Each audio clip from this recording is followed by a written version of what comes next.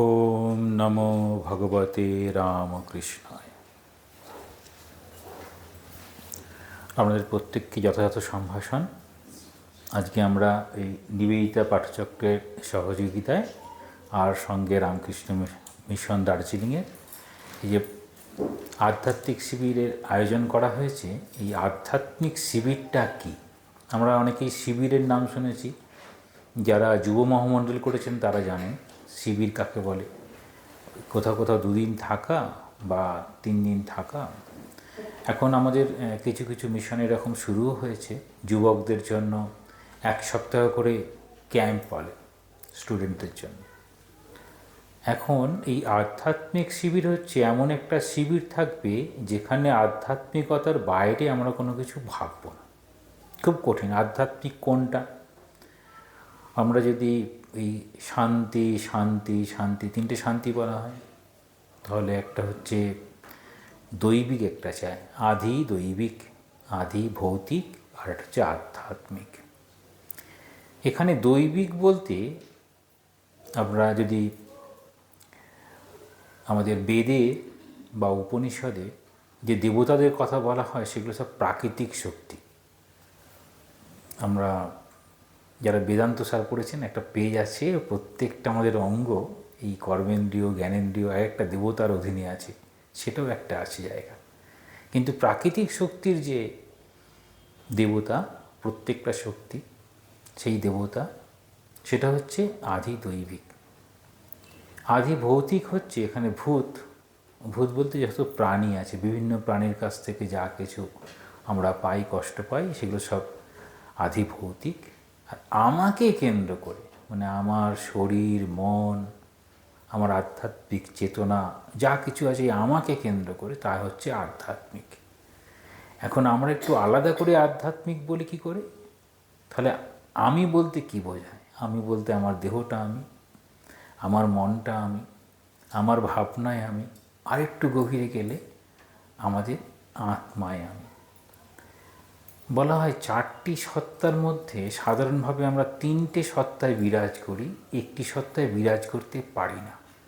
কেবলমাত্র যারা একদম চূড়ান্ত আধ্যাত্মিকতায় পৌঁছেছেন কিংবা অবতার, তারা ওই জায়গায় থাকেন। বাকি নিচের 3টে জায়গাতে আমরা থাকি, আর সেখান থেকেই আমাদের যাত্রাপথ শুরু হয়। সেটি হচ্ছে, প্রথম হচ্ছে একটি তুচ্ছ সত্তা, আছে কি নেই, ভুল না ঠিক। আমরা প্রত্যেকেই আমাদের ছোটোবেলাটা কাটিয়েছি। ছোটোবেলায় সমস্ত সময়টা আমাদের কী ছিল? একটা হচ্ছে বড়দের হাত ধরে আমরা বোকামিটা শিখেছি, পড়ে গেলাম, মা বলে দিল যে মেঝেটাকে বকে দিয়েছি। বড় হয়ে বুঝলাম মেঝেটাকে বকেছিল, আমাকে বোকা বানিয়েছে। বকে দিলে পরে আচ্ছা ঠিক আছে, মেঝেকে মা বকে দিয়েছে, মানে মেঝেটাই যেন আমাকে মেরেছে, এরকম আর কি, বোকা বানিয়ে দিয়েছে। এগুলো সব তুচ্ছ সত্তা।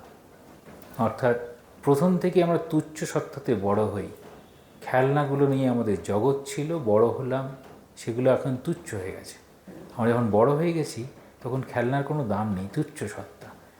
এই তুচ্ছের পরে প্রাতিভাসিক সত্তা, যেটি আমাদের মনে হয়, আসলে সেটি নয় কিন্তু মনে হচ্ছে, আসলে সেটি নয়।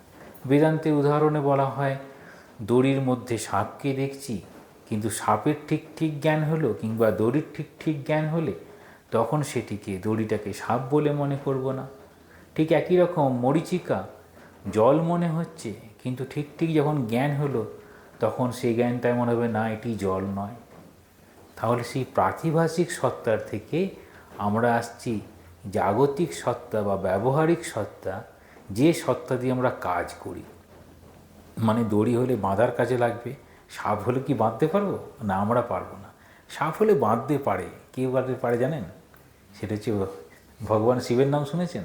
কোমরে একটা সাপ আছে জানেন তো, নিজে কাপড়টা বাঁধতে পারতো না বলে আমার মনে হয়, তাই জন্য সাপটা যেন বেঁধে রাখতো। মানে যদি ঠিক ঠিক সেরকম জ্ঞান হয় তখন আর সাপের বোধ থাকবে না, দড়িটাকে দড়িই দেখবেন। তাহলে ঠিক জ্ঞান, মানে প্রাতিভাসিক সত্তা একদম শূন্য, সবটাই পুরোটাই জ্ঞান, ওই জন্য জ্ঞান বলা হয়। শিব হচ্ছে জ্ঞানের স্বরূপ।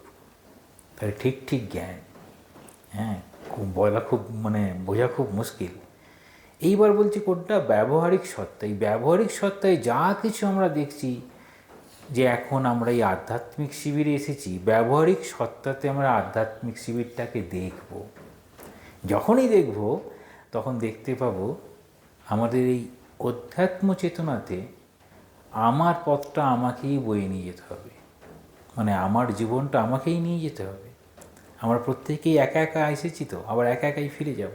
মাঝখানে অনেকের সঙ্গে পরিচয়, অনেকেই সাহায্য করবে, তাদের জন্য আমি আনন্দিত।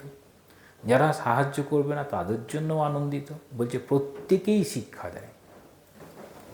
এই জন্য বলছেন জীবনে যদি বন্ধু পেতে হয়, তাহলে হয় দুর্যোধন যেমন পেয়েছিল কর্ণের মতো বন্ধু, আবার অর্জুন পেয়েছিল শ্রীকৃষ্ণের মতো বন্ধু। তাহলে এই দুটো বন্ধু, কিন্তু কেউ কাউকে ছেড়ে গেল না।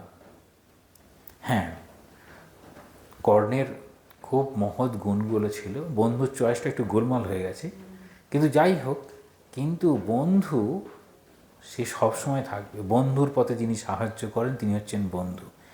সেই সাহায্য কিন্তু কর্ণও করে গেছে। যখন খুব অসুবিধার মধ্যে পড়েছে দুর্যোধন, তখন কিন্তু কর্ণ সাহায্য করছে, যতদূর পেরেছে করেছে।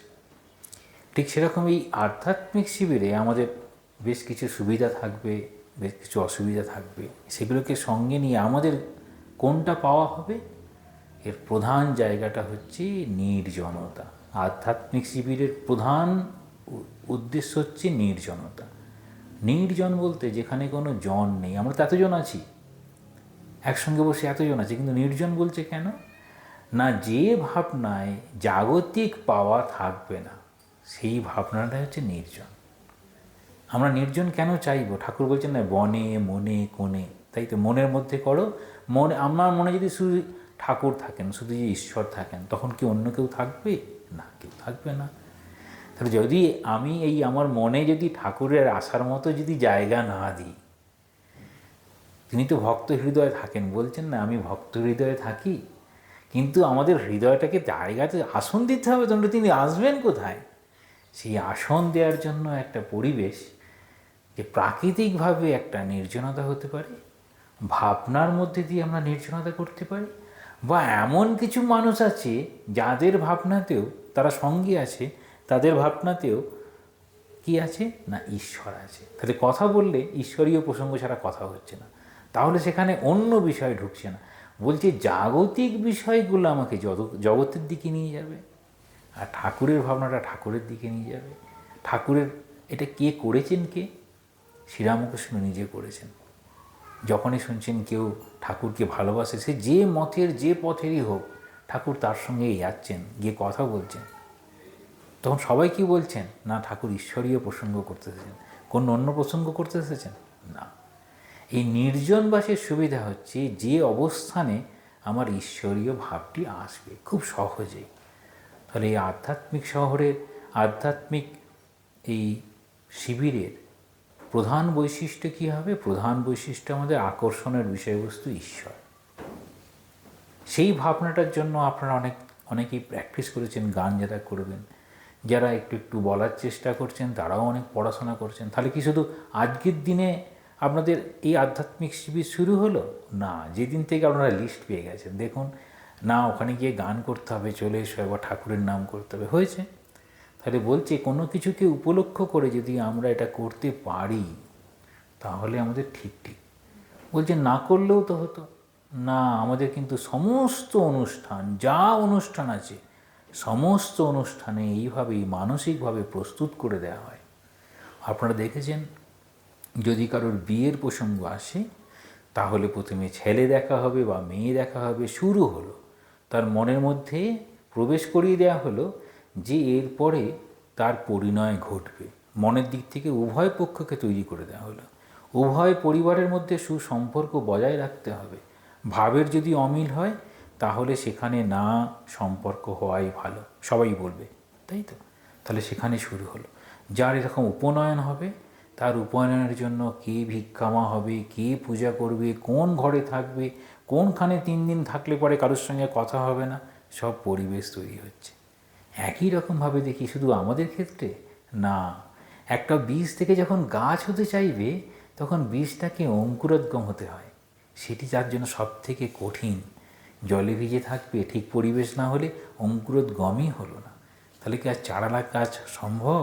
ঠিক সেই রকম এই আধ্যাত্মিক শিবিরের প্রথম শুরু হয়ে গেছে যখন এখানে আসবেন বলে ঠিক করেছেন। তার আগে এই কারণেই আমাদের এই ধরনের আধ্যাত্মিক শিবিরেই প্রত্যেককে কিছু না কিছু করার জন্য আমাদের একটি আবেদন থাকে, তাহলে তিনি মানসিকভাবে প্রস্তুতি নিতে থাকেন।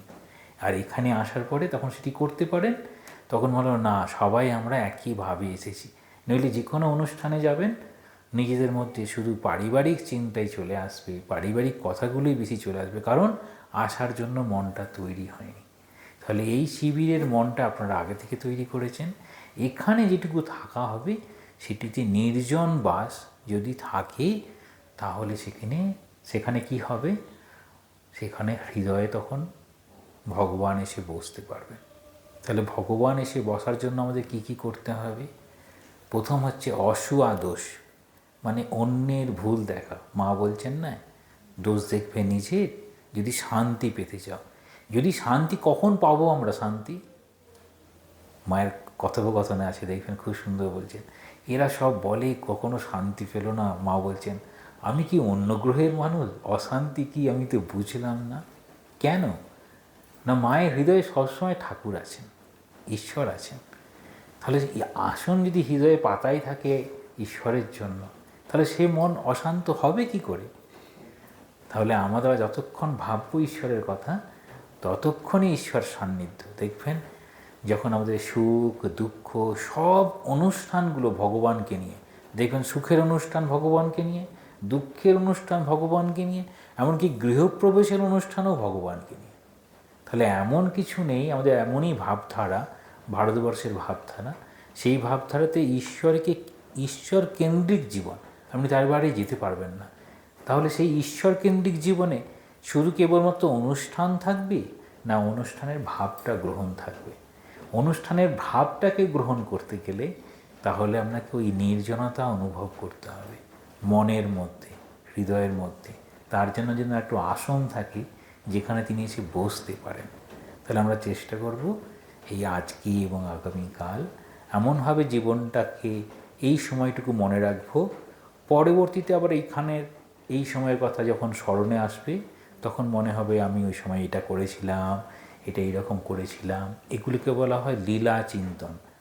ঈশ্বর যেখানে জন্মগ্রহণ করেন অবতার হিসাবে, তিনি কীভাবে জন্মগ্রহণ করেছেন, তার জন্মগ্রহণের আগে বাবা মার পরিবর্তন। দেখুন, মা স্বপ্ন দেখছেন, যোগীদের শিব মন্দির থেকে আমার মধ্যে চলে এলো। ঠাকুরের বাবা গেছেন বুদ্ধগয়াতে, সেখানে গিয়ে স্বপ্ন পাচ্ছেন। কি এগুলো সব কিসের জন্য?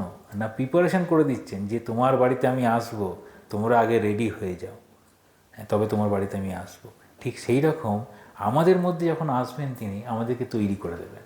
সেই তৈরি করার প্রথম জায়গাটা কি? এই আধ্যাত্মিক শিবির আর নির্জন বাস। এই শিবিরটা এখানে হলো।